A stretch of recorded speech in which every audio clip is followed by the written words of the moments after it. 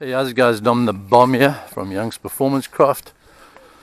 I'm still on the same body of water that I live on, except I'm on the other side of the lake. This is called Sunflay. It's an amazing estuary, and I've just come here today to do a little bit more water time. Don't want to bother my neighbors too much. The conditions here are absolutely pristine. What a beautiful venue to be at. And yeah, let's have a bit of F1 FE outboard fun.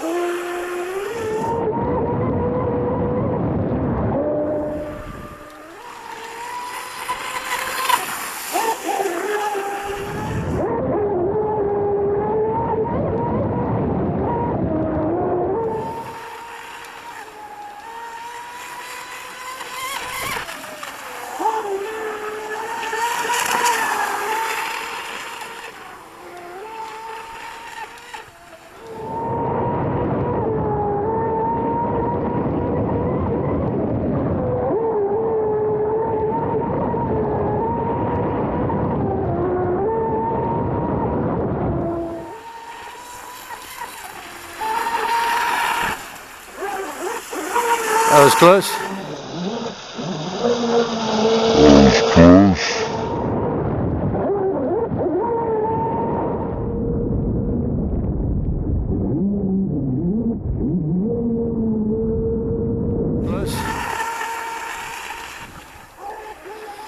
So when you're committed in a turn, you got to be committed, eh?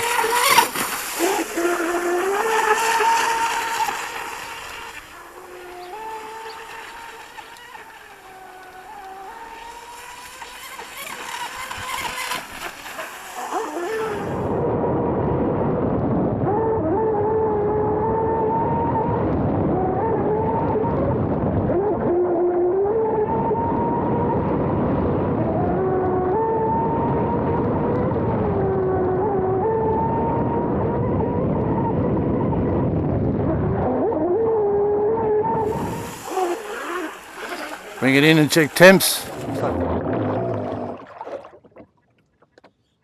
Okay. Right, it's very cool. 34 degrees, 28 degrees. I'm still not having any luck with this bloody GPS, reading 25 kilometers per hour. Sounds faster than 25 kilometers per hour. This is ESC temperature, 37, 39, 40 degrees. That's really cool. Excuse the pun. Plugs are 29, 30. Can't really get to the LiPo in there. Also in the 30s. Everything is looking very cool. Just wish this damn GPS would work properly.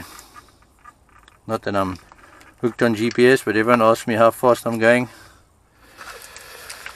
Okay. I give the leg an ever so slight downward tweak, just to get rid of that little porpoise it tends to have. What's nice about this Enigma leg, you'll see when I change the thrust line, I'm changing it at the back here. I'm changing the thrust line at the back here, so the actual steering arms stay the exact same length. The pivot never changes, so you can just make this change without too much hassle, eh? Still running the same LiPo. I'm going to push it to the LVC, and I'm just sort of checking the endurance of the setup.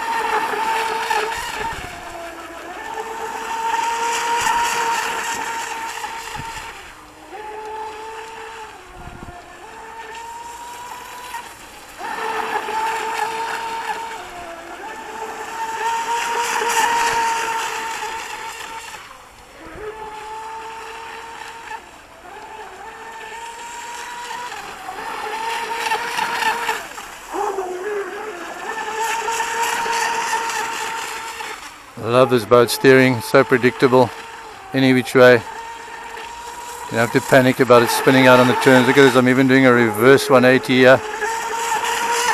It won't be racing that way, but it would be an interesting it would be an interesting setup, eh?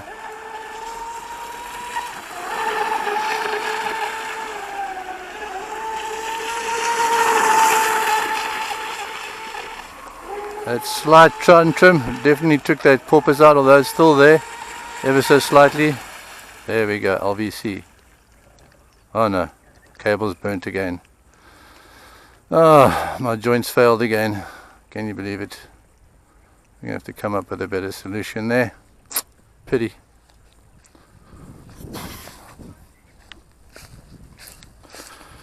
Man, obviously those joints are getting super hot. That's what I'm here for today, to put it through its paces. I don't know what I'm going to do there, chaps.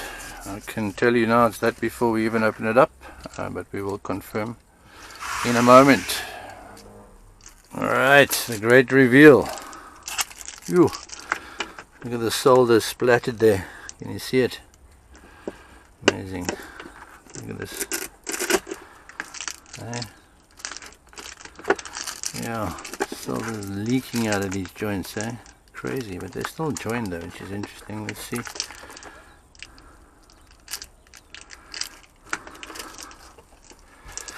Okay. To see if it is a temporary fail.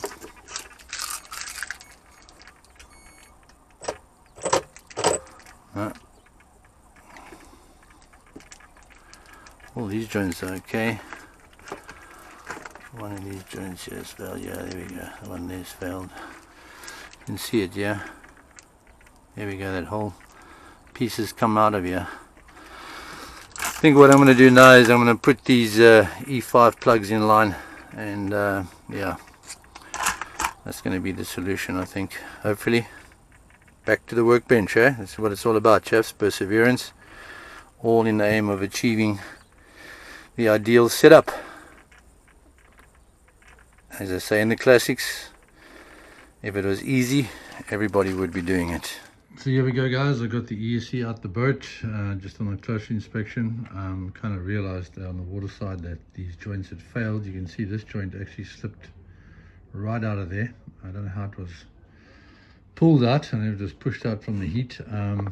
These joints kind of still look okay, but it looks like this one was coming out, and this one seemed to have held up. So, but anyway, let's think what we can do here. Right, so this idea came to mind. I've used an electrical connection block. It's brass, and you guys all know what they look like. These connecting blocks. The idea came to mind a while ago. I was watching M5 Performance. I forget his name, but he builds the most amazing scale hydros, both the nitro, gas, and electric. And he was talking about he was putting some plugs on an electric setup and saying he kind of wishes he had a way of first of all crimping or fastening the wire to the joint before soldering it. So yeah, this came to mind. So what I've got here is I've drilled a hole in the center of that block so I can get solder on the inside to join the two wires together, and then I've obviously tightened down on these small screws, soldered it from both ends. And when I'm done all of this, I'm actually going to just Dremel these screws off to get a nice flush, reasonably flush fit there. And damn, I do hope this holds. This will be my third attempt, eh? Amazing. Cut the grub screws down and just dressed the joint up so that I can nicely shrink wrap it. I'm going to give this one another coat just so that prevents any piercing and shorting out between the leads. What we've done differently here is we don't only have a soldering joint, but we have a mechanical joint. We have those two grub screws holding the cables in position, and hopefully that holds it all together. Cool how a soldered joint, or a mechanically soldered joint, can look so good under the guise of some magic heat shrink. Let's hope this time around it works. What did they say? Third time lucky. This certainly is third time. So there's version 3 of my phase wire, power phase wire joint. Another tip I picked up was when you have longer wires, you can generate interference. So those in the know recommend that you plait the wires like this. That apparently eliminates interference. I'm not entirely sure what they mean by interference. It might be interference with, I know sometimes people get servo glitches on their setups. I haven't had any that I have found, but I just thought I'd do it anyway. And then I've just cable tied these apart so that they don't touch each other and maybe even generate heat. So let's see how it goes.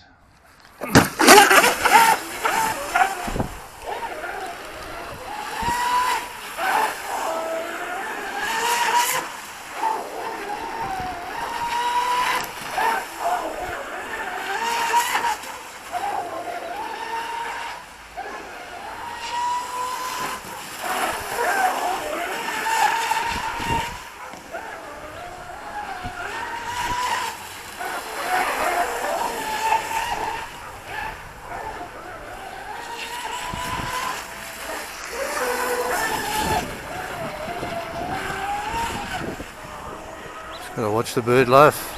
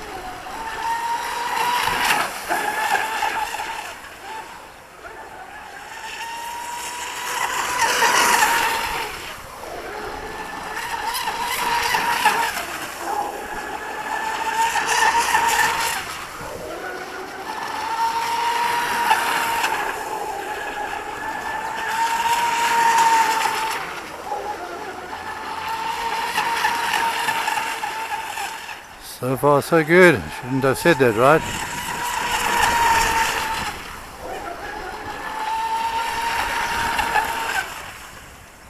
Look at that, I just fucking, okay, that was LVC. Whew, got to fight for a moment there. Alright, so, I'll just let it cool down a bit.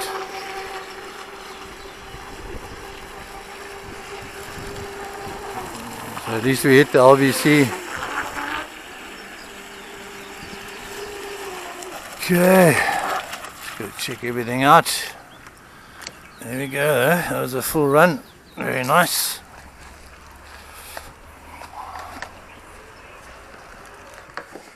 Well guys, we definitely got a run in there, but I've opened up here and look at this. Actually burnt right through the heat shrink. Yeah, it looks like it dropped the solder. The mechanical joint maintained, but damn, it must be getting seriously hot there for some reason. The other two joints look fine. That one looks good. That one looks good. And this one looks good, just the middle one, eh? Amazing. Well, I have to keep scratching my ass and figure this one out. So I'm sure there are those of you that are wondering why I don't just lengthen, put longer wires on. Well, first of all, my problem is that this seeking ESCs, the wires are potted into the ESC, so I can't get to the points there like some of the other ESCs. And then secondly, even just to find this kind of wire in South Africa, it would be like looking for a needle in a haystack. So I'm kind of stuck in a quandary right now. A frustrating one to say the least. But anyway, I have to say I'm one of those guys that enjoys a challenge, so onward we will go. I can't believe this is a shit joint, but yeah. That thing cooked, eh? Look at that, the solder basically melted all around it, eh? Wow. Right, so we're back at the drawing board, confused as ever. You can see these two here, these two joints stood up well, but this one blew. It could well have been that it was just a poor joint, but nevertheless that is not, what's the word, validation enough to just do it over again. I've done some more research, and again it just, first of all, my research affirms that it doesn't matter how much you extend these leads by. Some people have extended them by more than 12 inches with no hassle, and extending them, having a joint in them also doesn't seem to be a problem, although I guess I didn't think of it to start with, but what most people just seem to do is to put bullet connectors in as the joint. And I don't know if maybe what happens with these bullet connectors collectively, maybe they somehow distribute the heat better than the system I've been using, you know. So we'll have to see. I say, if you don't go, you'll never know. So I had to take those off a motor because I never had any spares, but hey, let's get to work. Right, so there we go. We got the 5mm bullet connectors, same as the ones that are running to the motor, in the joint. And I promise you, if it's as simple as this, I'm going to kick my own ass. Your ears open. Yeah, this is going to be a very short run. I barely had a chance to put any charge in this LiPo. I just need to satisfy my curiosity with these new plugs.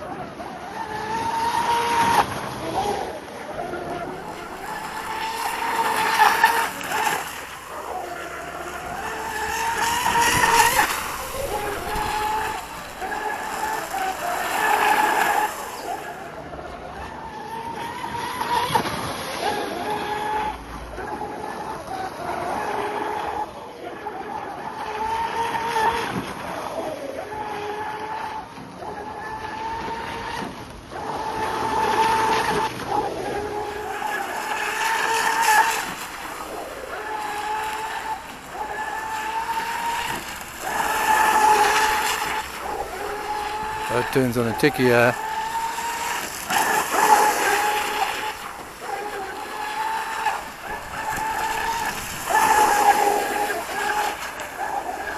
Left and right.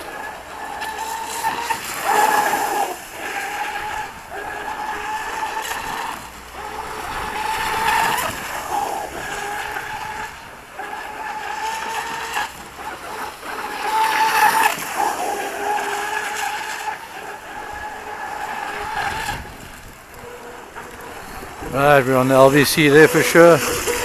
We'll go inspect those plugs and hopefully I can put my head on the pillow tonight and say at least I've solved one problem today. So I want to get it in and also check the temperature of the ESC. I don't want to cool it down too much. Okay. come in his happy place. That is cool. Ironclad in the background building. Love the motivation I get from him. He sees climbing. Not too bad. Let's say mid to high 40s. Happy with that temp. Plugs quite warm, 60 degrees. Let's open up and check our plugs at the back here.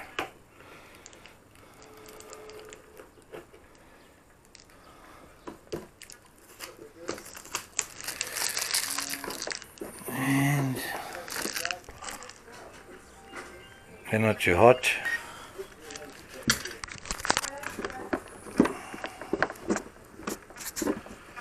And all three of them look great. So, I should have taken my own advice right in the beginning, and I was down at the lake this morning when I first decided I would put these on, and then I changed my mind. Anyway, we live and learn. Another lesson learned here, and another day of perseverance that's paid off, eh? Just keep etching forward. And I guess if the development ever ended, it wouldn't be fun anymore, eh? So anyway, another good day, bro. Lekker.